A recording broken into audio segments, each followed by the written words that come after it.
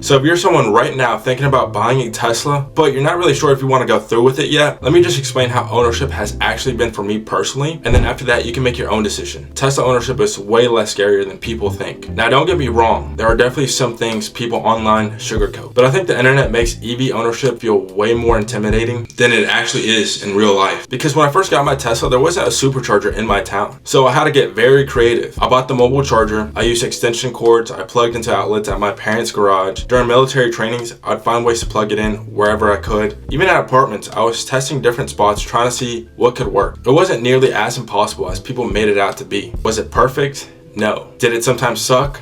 Absolutely, but it was doable. And eventually we moved into a town that actually had a supercharger nearby, and I'm not gonna lie, my anxiety dropped instantly, because in the back of my mind I always knew, worst case scenario, I can just supercharge. Now obviously, supercharging all the time is completely different than having a home charger. If you have a home charger or plan on getting one, your experience is gonna be completely different. You come home, you plug in, you wake up, and the car is ready for you. And honestly, I completely understand why Tesla owners that have home charging tell others don't buy one unless you have one. Because once you experience home charging, why would you want to sit at a supercharger all the time? Because for me, I started with the complete opposite experience. I had to make it work first. And because of that, I can definitely say you can absolutely own a Tesla without home charging. You just need to understand what lifestyle you're signing up for. If you're supercharging all the time, your Tesla starts feeling a little bit more like a gas car. You still have to go somewhere for energy. You still have to think ahead sometimes. And yes, it's way more inconvenient than home charging. But honestly, if this is the car you want, you'll figure it out. At least that was my mindset. And now I know once I eventually get my home charger, I'm probably gonna appreciate the car even more because I already experienced the hardest version first.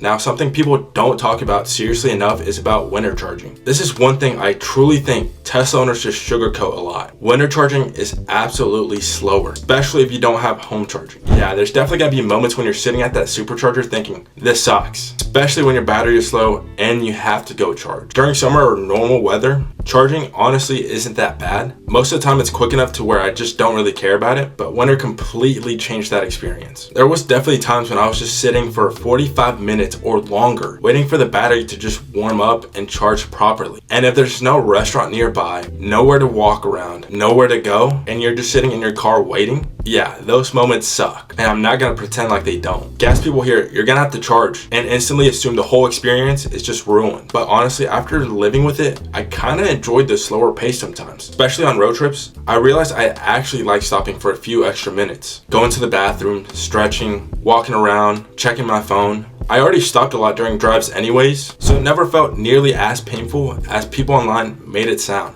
And then once you actually live with the car itself, that's when you start understanding why Tesla owners love them so much. But because of all the little things combined, your phone being the key, walking up and just getting in and driving, no start button, no engine vibration, the software, the screen, the way the car updates over time. Even small things like the window automatically rolling up when you leave. None of these things are life-changing individually, but once you get used to them, you start thinking, wait, where has this been all my life? And honestly, that's the biggest thing I try explaining to people. You don't need any of this. You really don't. At the end of the day, you just need a car that gets you from point A to point B. But if you can afford something a little bit nicer, something more fun, something more convenient, then why not enjoy your life a little bit more? And honestly, I think that's why a lot of people just fall in love with Teslas after they finally test drive one. Because the internet just turns this Tesla ownership into a giant, scary, complicated thing. But once you actually experience the car yourself, a lot of those fears just stop feeling nearly as big. Now, for me personally, I bought the Model 3 just because it fit me more. Especially if you're just single, younger, and you don't carry a bunch of stuff around all the time.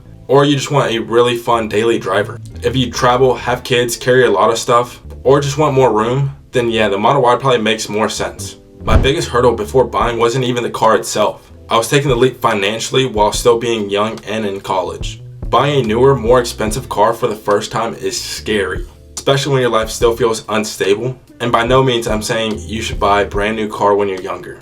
For me personally, I took the leap because I genuinely wanted a Tesla. And I also wanted to build content around it and start YouTube seriously. But even with all that uncertainty, I still don't regret it. And honestly, that's why I wanted to make this video. Because I think the internet makes Tesla ownership seem way scarier than it actually is. Is it perfect? No. Would home charger make my experience way better? Absolutely. Would I recommend buying one if you literally have zero charging options near you? Probably not.